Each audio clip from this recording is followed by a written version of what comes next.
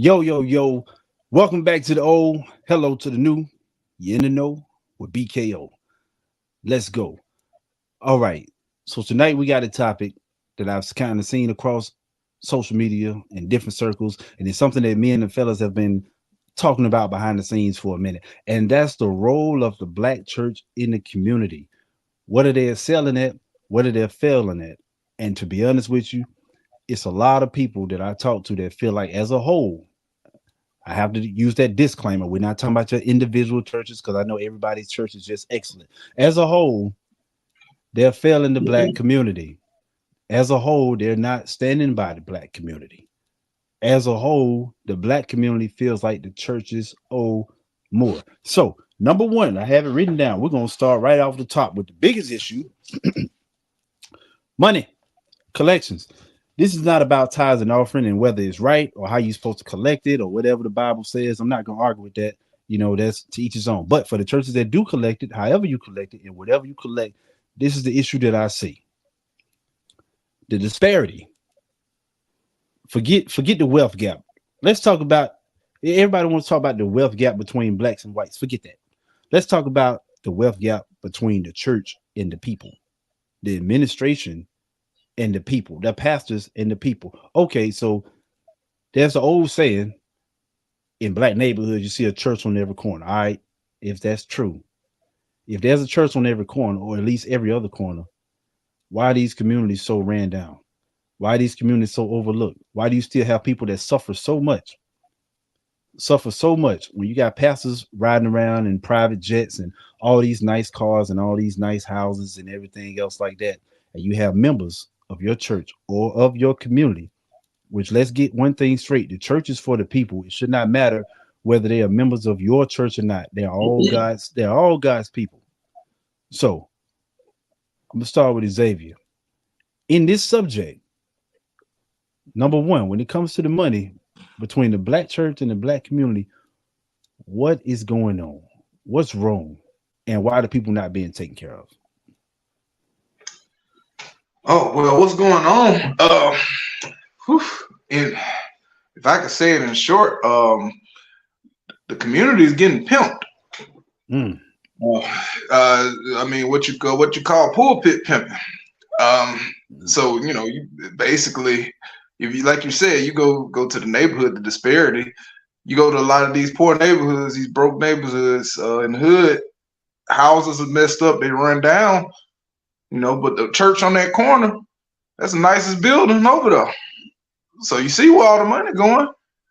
You go to some of these neighborhoods, they don't even have grocery stores. You know what I'm saying? They don't even have other kind of businesses, but they got a church. Church will look nice too. And then you look at who's running the church, and then you see this see these pastors, man. They the ones they got on nice suits. They got on jewelry.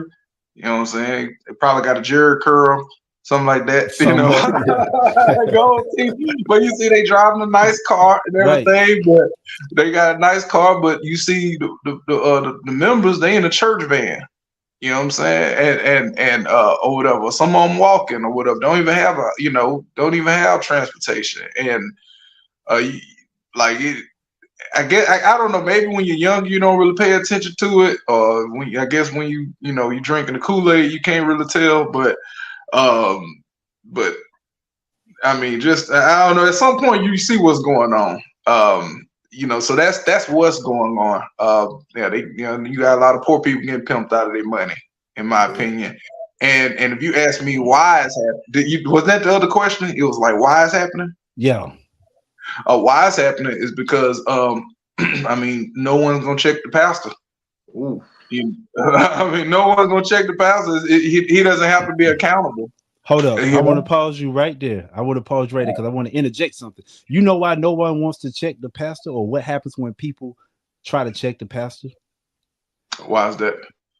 Pastors like to use one verse, well, more than one, but pastors like to use a verse in particular when it says, touch not my anointed. Anytime somebody says something about a pastor that they don't agree with, the first thing they do is basically give them a warning, like, hey, God said don't touch his anointed, which they use that verse completely out of context. But the people that are afraid to challenge the pastors, or the pastors that are above reproach, right? They're above correction. What is the message that we need to give them to, like, what do we need to do to bring them back down? Oh, you what we bring touch not the anointed? Shoot, I just y'all done seen too anointed during the pandemic, did you? I mean, first of all, and at the end of the day, I mean, you know, I mean, if you want to go verse for verse, I mean, you can. I mean, if you want to look at you know, what their responsibility is, but I'm just saying, as a man, you know, just I mean, as people, I just feel like, man, we need to just somebody. It's checks and balances, man. And, you know, somebody got to account for all this money. So GQ, I'm gonna pose you this question. Mm-hmm. All right, you a father, right? Right. Okay, we're all fathers. As a father and the head of the household, and the head of your children, how would you feel if you walked out of your house in a $500-600 outfit with some $400 shoes, and your kids got on Keds and Teds and dusty jeans and tore up t-shirts, and they have, you got a fresh cut and everything, and they have just look like, how does that reflect you as a father? Hey, it look real bad. But I ain't gonna lie to you, I see it every day. it make you look, but it make you look bad though, right? It make you look real So bad. this is the thing: if the pastors are considered the head and the fathers of the church, how can you, in good conscience, look and dress and live a certain way when your kids, the people up under you in that church, look and live a certain way? How can you feel right about that? I'm going back what Xavier said, man. I got to pick back on what he said. He was right on it. I don't think the church is about the people no more. I think church is about the church, meaning them pockets. You know what I'm saying? It's more of a business than it is about people. You know what I'm saying? It's not about building people no more. That's what it used to be about. Now it's about just giving hope and y'all give me that money. That's what it seems like it's about, man. So this is the second part to the money thing. Because a lot of people, you know, I grew up in the church. Jesus, one of the reasons that Jesus, people didn't think that he was the Messiah, for those that believe in that religion, is that he didn't look the part. He didn't look the part. If he actually rolled up in gold and all this other stuff with silver horses, they were like, oh yeah, he's probably some kind of royalty, because look at him, right? Yeah. The thing is, with these pastors living this lifestyle and going against the teachings in the book, which actually teaches you not to chase riches and all the material things, not to store up treasures like earthly treasures, right? You got a lot of people in the communities that are going broke and staying broke, not only because they're putting their money, so much money into the church, believing that that's what's going to create a relationship and get them a miracle, but you have teachers preaching to them, to poor people, you got to live your best life. God wants you to live your best life now. So they're pumping money into the churches because they're believing, if I put money into this church and build this man up, then he's going to bless me, or God's going to bless me, and then I can eventually live like him. It's not the same as a pyramid scheme, but it's like the same concept. The people up under you push you to the top, and as they push you to the top, you know, maybe you'll eventually start to rise to the top, and the message can trickle down. But it doesn't work that way, because a lot of people, you have stories of people out there that spent X amount of thousands of dollars into the church and tithes and offering and whatever. They got their homes foreclosed on. They got cars repossessed. And I'm not saying that they may not have made some personal bad decisions along the way, but churches, they a lot of them not offering financing classes. They not helping people. Yeah, go ahead. I got some for that. I say this right here. I feel like, especially in the black churches, black community, whatever, I feel like all black churches should only bank with black banks. I feel like that'll help out. I feel like that'll empower more for us to be able to get loans, and to be able to actually, have things, and just be able to have more resources. I think we give the black community is so stuck behind, because we ain't got no resources, and I feel like the church can really help us out in that way. At least when we get our tithes and offers, you do, with a black bank. I think that'll help out. Why don't churches have banks or their own financial institutions like mortgage companies or whatever else they can? I'm not saying that every church does it, but I'm saying as a whole, it feels like we're just leaving too much. And I'm gonna shoot this to Xavier, because the black church wants members of the community to operate off of faith, right? But the church does not operate off faith. The church operates off your money, because if they operate off, this is operating off faith. You know what? We're going to spend almost as much money as we can pumping into community. When I write a book, I'm not even going to charge you for it. When we got these tapes, we're going to give it out for free. And our faith in God, because we're doing the right thing, is going to come back to us. So the church is going to be taken care of. We don't have to beg for nothing, because we're going to be taken care of. So there is like a disconnect right there also, that you want people to live according to a code that you don't live by. So how do we solve that? That's a hard one, because I don't know what it takes to actually get some of that stuff out, because some things do take money. We're not gonna know that it do take money, but it does. Yeah. But that's what the faith that's what the faith is. Like I said, I grew up in the church. There's a story when it was tax time and Jesus them didn't have no money, right? Because if you pay attention to it, they never really carried anything on them, right? They used what was available. He sent one of the disciples down to the lake, told him catch a fish. The first fish that he caught, he told him open up his mouth. The money that they needed to pay that tax, the exact money they needed, was in that fish's mouth. Even in the Old Testament, it said God will provide you daily what you need. That's called living off of faith. So, but churches are not doing that. I got something. We can say why we can't donate off skills. Basically, like, all right, well, if you have a certain skill or you do a certain things, all right, you help us out by, you know what I'm saying, helping out with the community like this, or helping out with the church like this, instead of this taking the money. All right, help out with your skill.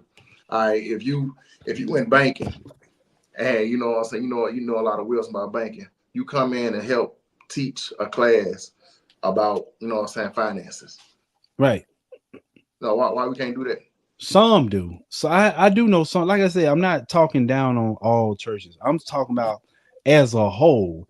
We just have too many churches that are not. So as a whole, we are failing. It's like when you look at a school, you're not saying that everybody's unintelligent or unlearned. But as a whole, if your grade is AD, you can say, hey, I have more uneducated students than educated students. So what I'm saying is that in the church system, we have more that are like this than like that. And when they're preaching these lifestyles and basically using the people to support their lifestyle, I'm not saying that preachers don't deserve to get paid.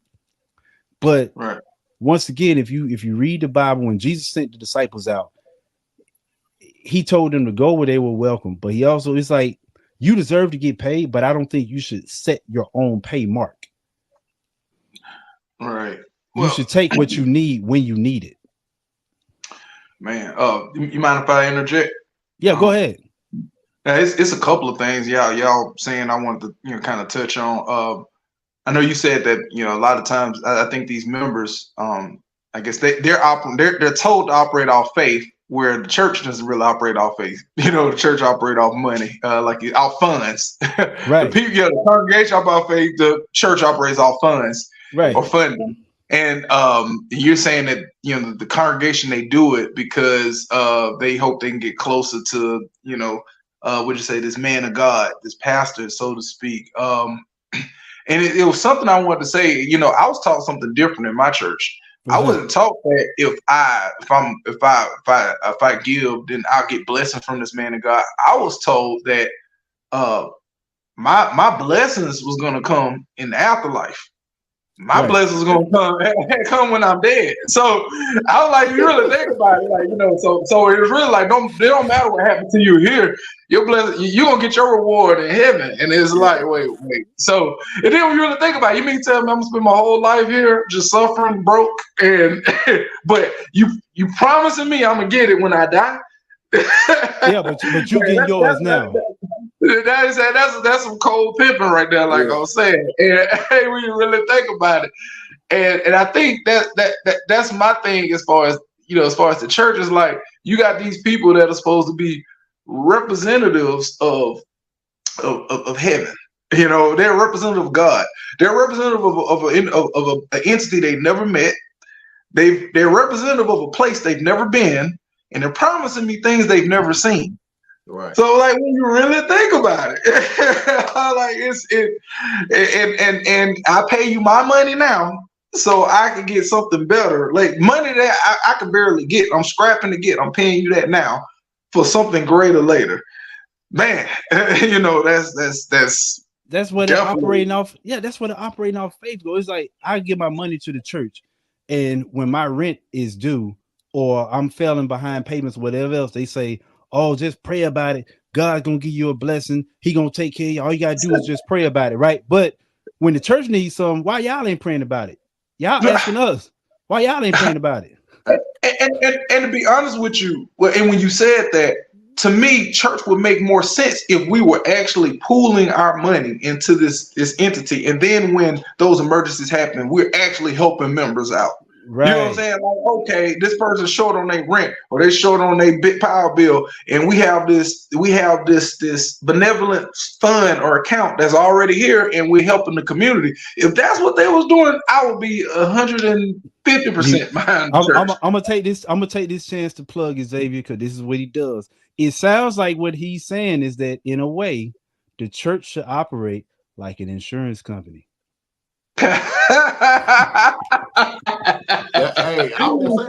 You come to church and you pay your premium, and then when you have a problem, there's this pool of money that we can pull from to help you in your time of need. Ladies and gentlemen, if you have any other questions about insurance, please see Xavier after the show. Thank you. Please, yes, I can help. I can help all individuals, young, old, sick, healthy. Just call me. I'm only one call away. But that's what it sounds like, man. But it's funny that you put it away. Yeah, it does kind of sound like an insurance company. Like to me, that I guess. Insurance company for life, right? Yeah, exactly. But I think come file your claim. But you know what? File your claim. That's funny. But to tap into something else, and I think someone said something like, you know, why can't churches be like a bank or be like an institution? And I have to check the research, but I think the reason why is because churches are nonprofits, you know, and I believe, you know, I guess by them being a nonprofit, they're not supposed to operate like a financial institution. I don't know if that's exactly why, but they are a nonprofit. But I do find it very interesting, and I got to fact check. I got to check the stats again, but I remember at one point where I used to really be heavy into this. The church was responsible for accumulating like almost over half, like a quarter century span, over 25 years, like almost $500 billion from the Black community. Mm-hmm. So if 500 billion, like, so go ahead. What's your question? Man, what is the church supposed to be doing? That is the biggest thing. What is the church supposed to be doing? Taking care of God's people. That's the shortest answer. Taking care of God's people. That's so ambiguous, though. That's the reason why they've been getting away so long. There is no clear definition of what they're supposed to be doing. And this is my thing. If not only do we pay, I'm almost required to pay. Like when I get there, they tell you, like you're supposed to pay your tithes and offering. Like if not, you ain't gonna get your reward. Like you pressuring me. You spending me to spiritual jail if I don't pay my funds. Like you gotta buy your plot. You gotta buy it. So my thing is if you're making me pay, basically I'm paying you for a service. Anything else that you pay for a service for, anything you pay money, you're getting a service. Like I said, we pay taxes. You know, you got politicians that's held accountable for that. You know what I'm saying? We pay for schools and stuff like that. We pay taxes or whatever. Teachers got a job. You know, politicians got a job. You know, we pay for healthcare. Doctors got a job. We pay the church. What is their job? And because we don't have a responsibility for them, They do whatever the hell they want to. You know what I mean? And nobody's going to check them. That's my thing. Especially when the bulk of our money, a tenth with a tithe, which is all it is a tenth of my salary is going to this place. A tenth that's really supposed, and this is the kicker. A book, it's a book, the richest man in Babylon. It said 10% of everything that you touch is supposed to be, it's supposed to go to you. So your wealth is actually going to the church. Because a tenth, you're supposed to keep a tenth of everything that you earn. That's how you build wealth for yourself. But that tenth, instead of going to me, is going to the church. So I'm giving my wealth to the church home, and they're doing whatever they feel like with my money. Pimping, man. Right. You got something to say, Gary? Nah, I just thought that how tithes work. I thought it was really based off. You could either give like 10% of your money, or you can give 10% of, you know what I'm saying, your time, effort, or, you know what I'm saying, just whatever that you know good at, whatever you want to. That's what I thought it was. That's what it is. Kind of like take the easier way out and just give the money. No, that's what it is. Go ahead. Yeah, I did think that, you know, maybe we should enforce more people to, you know, actually be more involved, and sit here and say, okay, well, stop giving us that 10% in money and give us a 10% in your energy, give us your 10% in, you know what I'm saying, your positive outreach, you know what I'm saying, to be able to help somebody else. They flipped it. Like I said, if you actually read the Bible, tithes and offering in its origin was really about the fruits of your labor. Like if you were a farmer, you gave a tenth of your vegetables. If you had cattle, you gave your best cattle. You know, if you were a carpenter, I don't know, it was about the fruits of your labor. You only gave money if you did not have enough of whatever your labor was to give. Like, let's say if your crops failed or you didn't have anything good enough, you could give money as a substitute. And when you gave money as a substitute, you were actually supposed to give more than 10% because you're substituting money for your production. God doesn't care about money for real. He doesn't. The reason. Go ahead. Can I add to what you said? I'm sorry, you're absolutely right. Initially, tithes were not even intended to be about money. It was a tenth of their harvest, which whether it was fruit of like whether it was, you know, the herd cattle or harvest, but it was also for a tribe of people, the Levites. The Levites, you know, because of the tribe of Levites, which was one of the tribes of Israel who did not have an inheritance like the other tribes. So that tenth was really supposed to go to the Levites, which was the priest of the community. And they held it for one, that's how they lived. But two, also, whenever the people, whenever they had to do sacrifices or atonement, they had to slaughter. They were the ones that were obligated to do the sacrifices and slaughtering up to God. So they actually were required to only work in that building, in the temples. So they actually had a job ordained by God, which is why they did that. And it wasn't even intended to be money. It became money, but the money was for the ones that traveled and they couldn't be there or they couldn't harvest, and they flipped it into money, then they paid. So the initial intent for tithes wasn't even supposed to be that. So we really want to go to the root. That's what it was. But the thing is, most people don't study the Old Testament. No, they don't study. And I hate that the church flipped it about that, because that's what it was. And the reason I say that, the reason it's the fruits of your labor. God has no interest in money, because money is just currency. Currency can be whatever you want it to be. The reason God was interested in the fruits of your labor, because if you really learn about it, by trade, Adam, the first person that we are taught, God taught him two things: how to farm the land and how to take care of animals. So by trade, that's what we were here to do, take care of the earth. But who can make the sunshine? Who can make the clouds rain? Nobody can make anything grow out of this earth except for God. So that's why he wanted the tenth of it, because he's like, hey, I want you to recognize that the only reason this stuff is growing and the only reason that your cattle are as fat as they are is because I provided the right conditions in the earth for you to do that. See, I could take a piece of money, a piece of paper, and tell you it's worth this, and we can come up with our own system, and God's not involved in that. That's why he don't care about the money. But we flipped it. And we started making people think it's about the money. And the money, like you said, the tithe was meant to take care of the people, like the priests or whatnot, that could not work because they were doing this, that, and the third. But you're only supposed to take what you need for that day. You're only supposed to take what you're not supposed to sit there and store and grab a bunch of food and hoard it. You take what you need for that day and pass it on. And then by faith, you believe that the next day or the day after that, hey, God's going to provide me with new food. But that's not how these preachers are living. They're just not living like that. You can't tell me that the reason the church need X amount of money is because I don't understand the overhead of how much it costs to run a church. And you got a $54 million house with gold toilets. I don't know how much it take to run a church, but I know how much money it take to build a $54 million house with gold toilets. Why do you need gold toilets? But they have it was really a preacher. He had 24 karat gold toilets in his house. Man, that's insane. I mean, and not to hate off it takes a very influential man to get to that point. You know, if he's able to get that from a congregation, it's just. But the thing is, at the end of the day, what you're doing is you're exploiting people that's lesser than. You know what I'm saying? And you're really not giving them something in return.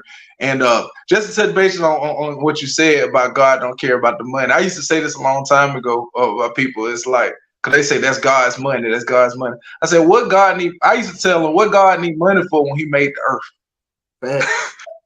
Like God made the earth. What did He need money for? So I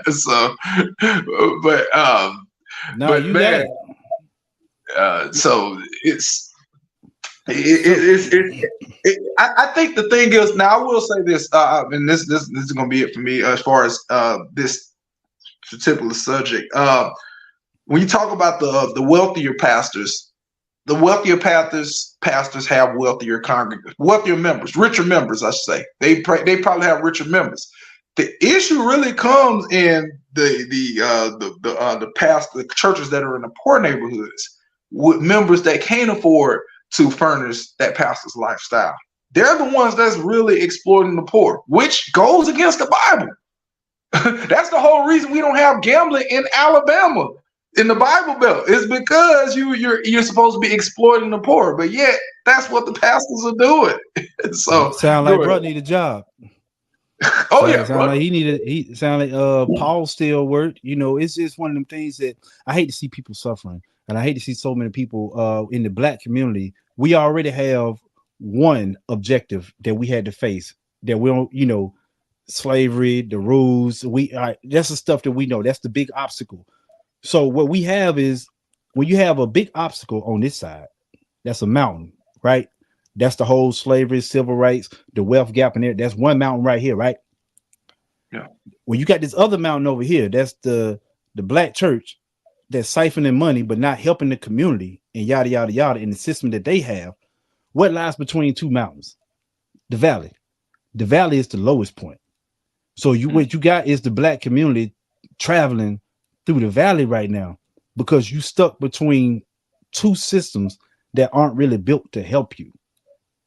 They aren't really have been built to. The church by design is supposed to help you. You do have some out there that do the right thing. I'm not saying they don't, but as a whole, it's people, they get lost, because where can they go?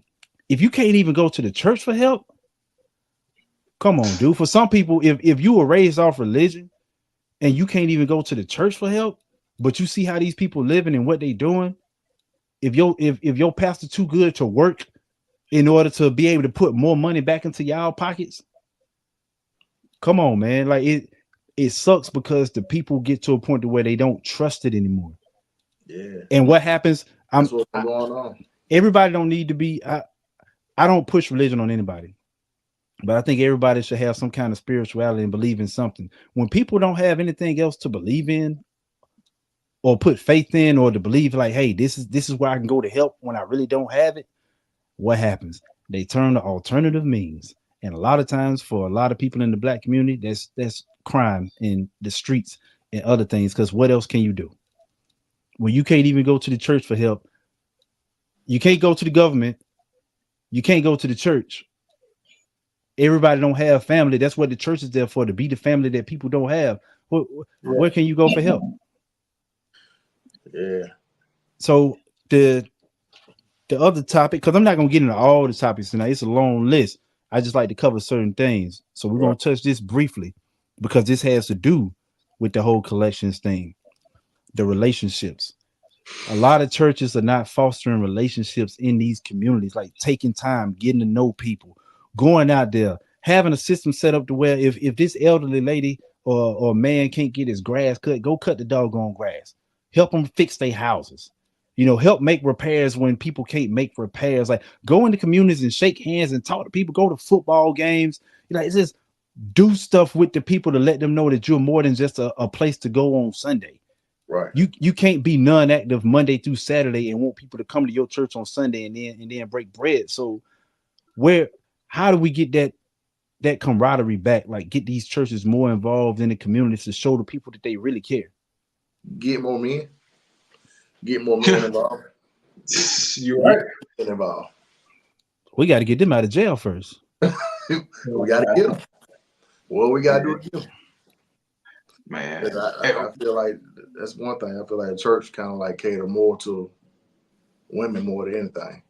And I don't think you know what I'm saying, like men are really learning how to really be men for real. So just like you said, who can you go to in the church? A lot of men don't know who to go to because there ain't a lot of men to go to in the church. You know what I'm saying? A lot of guys that is in the church, they look down or they're too old and ain't nobody to look up to. So you gotta have somebody that been through what you've been through, that look like you. You know what I'm saying? You don't really have that too tough. You got a lot of people who judge you, and a lot of people who got their hands out. That's part of those relationships. Like not judging people. Of course, if somebody does wrong, a lot of people don't know the difference between judging and calling a spade a spade. Like, okay, if you steal something, you're a thief. You stole something, you're a thief.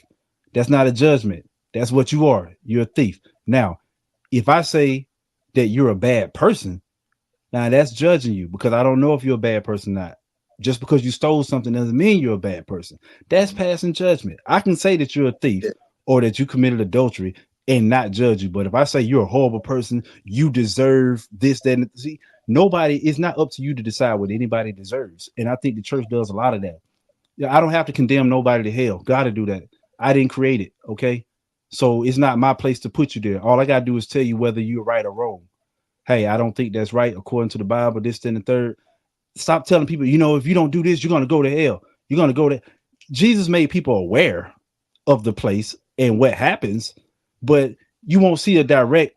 A lot of times, hey, because it is, you go like people started. It's like having a child that's not understanding something, right? And instead of trying to take the time and show them how they're messing up and help them get better, it's just like, oh yeah, you dumb as hell, boy. You gonna flunk. You're gonna be in third grade like for 2 years. You ain't gonna get out of high school. What they gonna do? They gonna give up. Right. They gonna why have hope if you go to church and you're messed up, and there are things that people know that they're doing that's not right. Why are you beating them down with basically?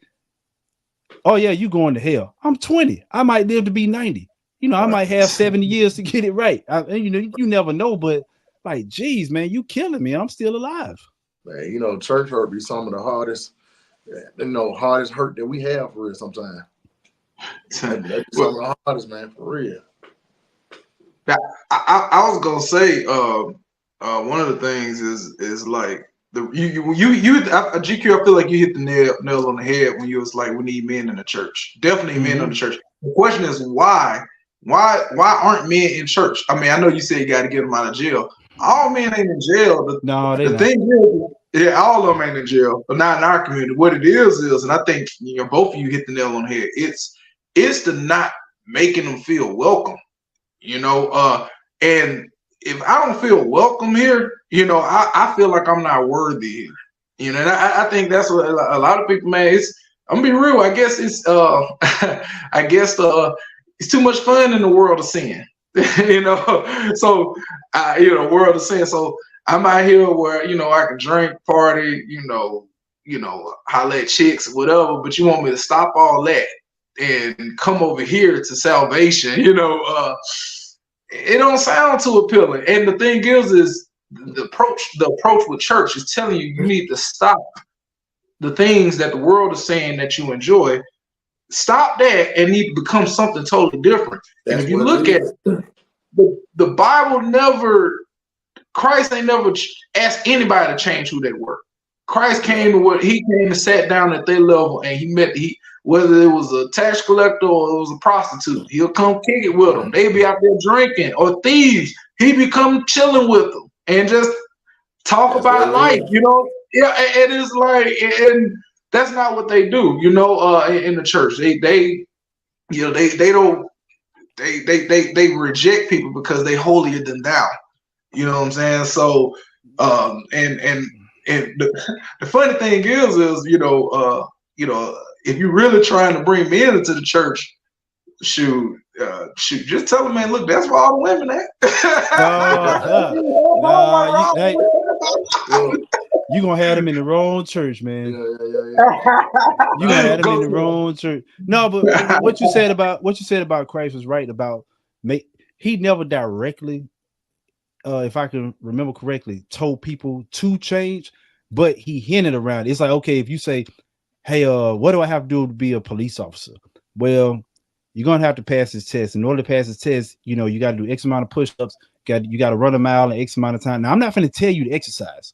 I'm not going to tell you to go study, but I'm telling you all the stuff that you need to do, and your brain is going to click like, okay, I should probably do this if I want to do that. So a lot of times he would talk about a place, and they would see him, and they would ask him, wow, I like that place that you're talking about. What do I have to do to get there? He said, okay, well, this is what you need to do. He never exactly said, hey, go change, but he led them up that hill like, hey, he basically let them know you're going to have to make some changes to your lifestyle to get there.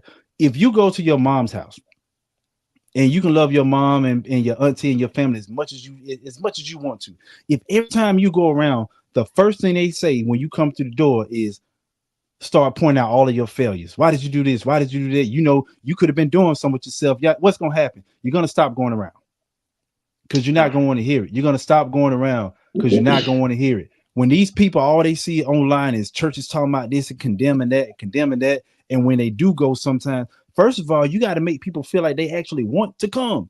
If I don't want to be around you on Facebook, what make you think I want to sit next to your face in person? Yeah. I don't. So when y'all spreading all this hate and pointing out everything that everybody's doing wrong, yada, yada, yada, who's going to want to talk to you? A lot of people, I'm a religious person. A lot of people, when they first meet me, they don't even know that I believe what I believe or that I read the Bible or certain other things like I did, because I don't throw it at them and I don't judge them. We just talk. I get to know, we develop a relationship. And through talking, when they start asking me, how did you navigate it? I said, oh man, I prayed about it. Or, you know, when I was going through something similar to what you're going through, this is what I did. And they say, oh, so you read the Bible. Oh, so you do this. That's how I introduce them to it. And I'm not saying I always do everything right. I do make mistakes.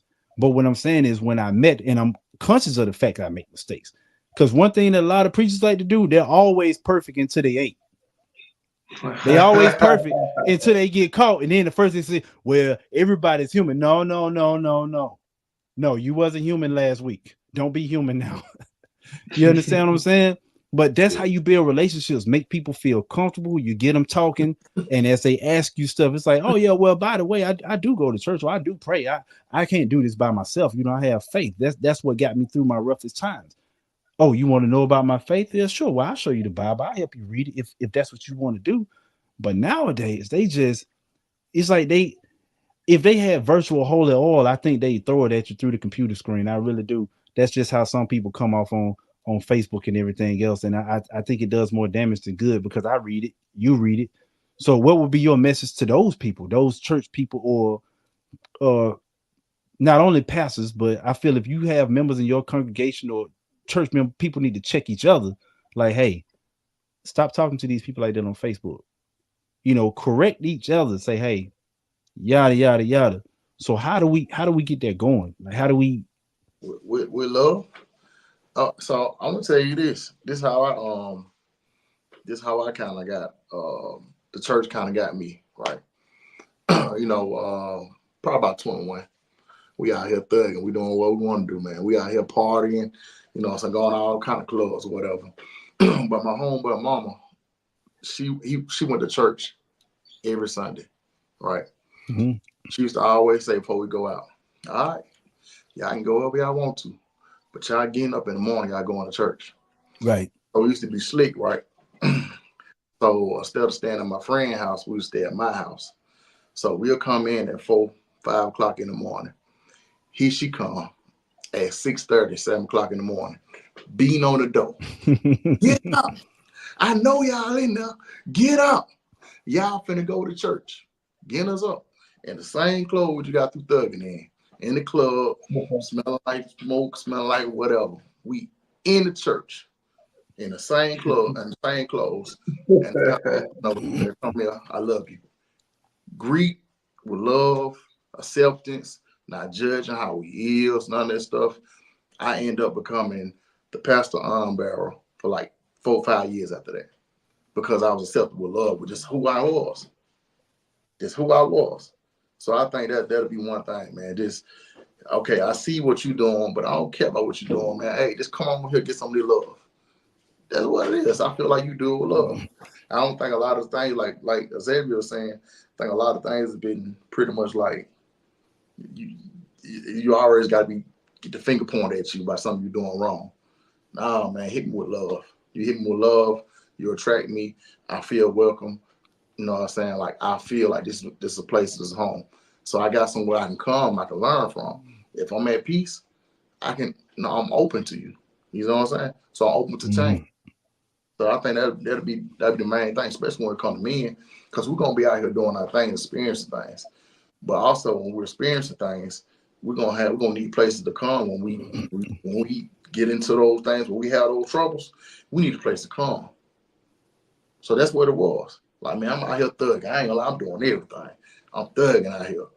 As soon as it's over with, man, I'm on that church. I'm on that, you know what I'm saying, at the head right there, crying, bawling my eyes out. Cause you know what I'm saying? Like, I got a home. I know where I need to go. You know what I'm saying? A lot of people ain't got that. We need it, Xavier. So, when he said that, it hit me in the heart, because I feel like more than anything, as much as we've been through in the hundreds of years that we've been over here, and just stuff that's going on now, we see it. I feel like love is the one thing that the Black community need the most right now. And if we can't get love from God's people, then who can we really get love for a lot of times in the community? Like I said, if they not showing us that, man, right or wrong, when you mess up, you mess up. But hey, it's okay. I still love you. You can still be better. You can do better. A lot of people, this is what I think a lot of people fail to realize. And I'm going to ask you about this, Xavier. I think as adults, a lot of people don't realize that there's still a kid in all of us. Like, inside of all of us, there's still a child that needs to be loved, needs attention, want to be told everything gonna be okay. Even if it's not, just the belief. There's a part of us that want to have that. And I think sometimes the church forgets that about people. And there's a reason why God called us his children. There's a reason why Jesus said the kids, the children of God.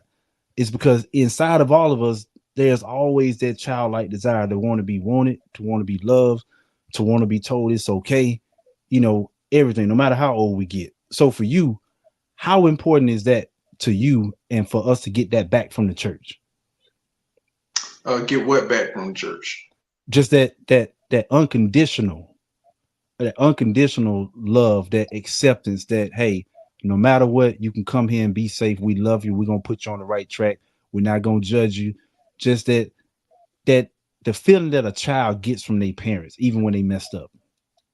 Okay, gotcha. Well, I mean, it's very important. And it's funny that you said that about the child, because I actually think about some of the scriptures. I think one of them was saying that unless because I think the disciples asking, how can we see the kingdom? And I think Christ told them, unless you can, unless you're, unless you become, what he said, unless unless you become to the likeness of a child, you won't even see the kingdom. Right. Like, it is, the thing is and that stuck out to me. It's like, you have to have that, with children, they're just they're open to learning. They're more ambitious. They're not stuck in their ways. They're malleable. You know, they're Right. they have the potential to grow. And the thing is, when you're dealing with someone, when you're dealing with, I always say, when you're someone that's in leadership, you really have to treat your subordinates, your congregation, whatever. You have to treat them like children, Right. not like you scold. Well, when I say treat them like children, because I have children, I don't scold my children. You know, I instruct my children. You know what I'm saying? Like you know, my mom. It's funny. My mom told me this because she, believe it or not, my mom's a pastor of all that. But it's like they actually telling them now you're not supposed to be your kid's bodyguard. You're supposed to be their coach. Right. And the thing is you know, the way you did, because the thing is, these people are looking up to you. They're looking up to you for leadership. They're looking up to you, and they're looking up for your leadership and guidance, just like a child would. They need your trust. Not like you said, they need to love you. If they know you love them, then they will trust you, because they'll follow you wherever y'all are going. And you have to be, when you know that you have followers, you have to be careful with them. You have to you can't be quick to judge. You can't be so harsh on them. You know, you have to, but you also have to hold them accountable. And the thing is, the reason why I say this is the most important, because you just said something about, you know, our inner child, so to speak, internally we're all like children. Because what Gary was saying about the things that we've gone through in life, you know, the things we done experienced in life, you know, the world done beat me down. You know what I'm saying? The streets done beat me down. The hoods done beat me down. I done suffered all these traumas from all these places, and I'm not getting love from anywhere. And what a lot of people don't know is, psychologically, whatever you're deprived of as a kid, you stay there mentally. You know what I'm saying? So you're like, even as an adult, you're still there mentally like a child. You know what I'm saying? So you have to, a lot of times that person doesn't develop. So they don't like if something happens to you traumatic when you're young or growing up, you like say it stunts your, let's say it stunts your mental growth, and you stuck there. And that thing doesn't, like, even though your body grows up, your mental doesn't grow. You know, and I know I'm kind of, but my thing is if you're someone in leadership, you can't even come at them mentally, because they're not mentally developed that way. So you have to come at them like you would a child, and you got to come at them with love, and you got to have patience and all that stuff. Right. All that, everything, all that shit Paul was saying that you need. Love is patient, love is kind, Right. love is all that stuff. Like, you have to have that, because you're dealing with people that's been hurt and traumatized, and like you said, and they go to the wrong places. They go to the streets. They feel like that's the only place. So what? I said they make it worse. They go to the wrong places, yo. They go to the wrong place because that's the only place that will accept them. You know what I'm saying? That ain't judgment. Then they drinking, doing drugs, whatever, to numb their pain. Like I said, but they don't need the drugs or whatever. Like I said, they need the love, so to speak. So go ahead. No, go ahead. Finish it. No, that was it. Oh, I was gonna say, because let me tell you something, because we getting ready to wrap up. The streets have never told somebody the streets almost never tell somebody you're too bad or too unworthy to be here. They will find a place for you. There's always an avenue or somewhere you can hang on the streets. So with that being said, we're going to pause this right here, because we still got some more checklists, but we're going to have other shows, because it's a very deep topic. I just want to thank the brothers for coming out tonight. You know what I say. I say it all the time. We might be right. We might be wrong. I might say some stuff that's true. I might say some stuff that's false. The only way you know is if you listen and if you participate. We're just here to have conversations and to get the ball rolling. I'm not saying that everything we say is right or accurate, but we'll never know unless you correct it. So you can come on the show. You can talk to us, email us, write us, engage with us, whatever you want to do. We appreciate it. We thank you, Gary X. Hey, man, it's been a real one.